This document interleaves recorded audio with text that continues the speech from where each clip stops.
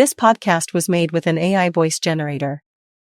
Today, I take you aboard my imaginary boat.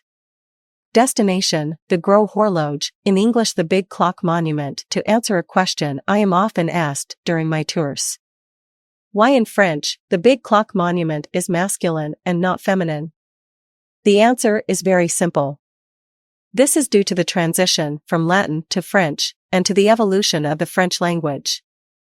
Indeed, in Latin there are three genders that exist: the masculine gender, the feminine gender, and the neutral gender, as in German language for example. The word clock comes from the Latin horologium, which itself comes from the Greek horologion, which was masculine. In addition, in the Middle Ages, the word clock had no defined gender.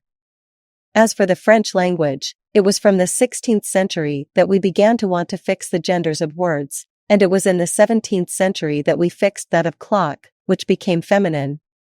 However, this grammatical rule did not apply to this magnificent monument in Rouen, and we can hypothesize that the use of the masculine by the people of Rouen, inherited from Latin, took hold over time.